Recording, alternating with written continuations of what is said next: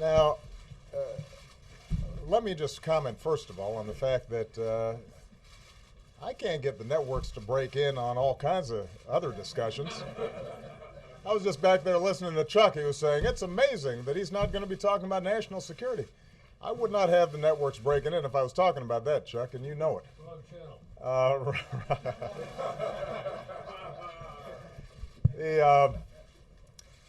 As many of you have been briefed, we provided additional information today about the site of my birth.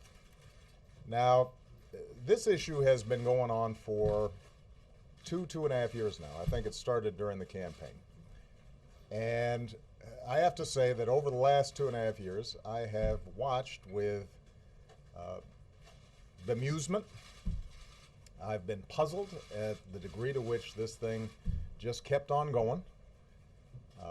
We've had every official in Hawaii, Democrat and Republican, every news outlet that has investigated this, confirm that, yes, in fact, I was born in Hawaii, August 4th, 1961, in Kapiolani Hospital. We've posted the certification that is given by the state of Hawaii on the internet for everybody to see. People have provided affidavits that they, in fact, have seen this birth certificate, and yet this thing just keeps on going. Now, normally, I would not comment on something like this because obviously there's a lot of stuff swirling in the press at any given day, and I've got other things to do.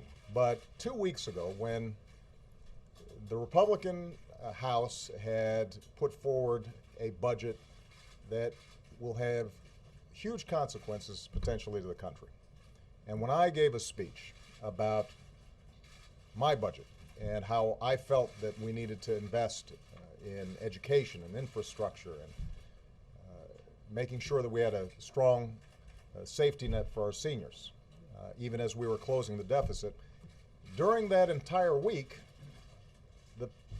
the dominant news story wasn't about these huge monumental choices that we're going to have to make as a nation. It was about my birth certificate.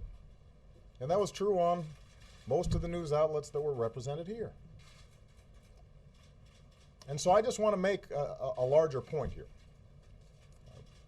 We've got some enormous challenges out there. There are a lot of folks out there who are still looking for work. Everybody is still suffering under high gas prices. We're going to have to make a series of very difficult decisions about how we invest in our future, but also get a hold of our deficit and our debt.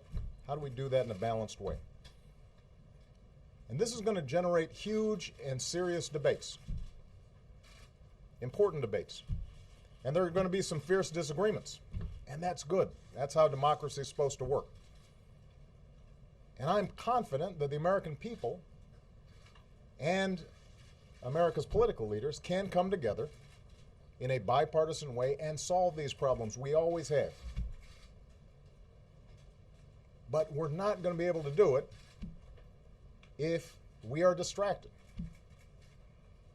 We're not going to be able to do it if we spend time vilifying each other. We're not going to be able to do it if we just make stuff up and pretend that facts are not facts. We're not going to be able to solve our problems if we get distracted by sideshows and carnival barkers. We live in a serious time right now, and we have the potential to deal with the issues that we confront in a way that will make our kids and our grandkids and our great-grandkids proud. And I have every confidence that America in the 21st century is going to be able to come out on top just like we always have. But we're going to have to get serious to do it. Now, I know that there's going to be a segment of people for which, no matter what we put out, this issue will not be put to rest. But I'm speaking to the vast majority of the American people, as well as to the press. We do not have time for this kind of silliness. We got better stuff to do. I've got better stuff to do. We got big problems to solve, and I'm confident we can solve them, but we're going to have to focus on them, not on this. Thanks very much, everybody.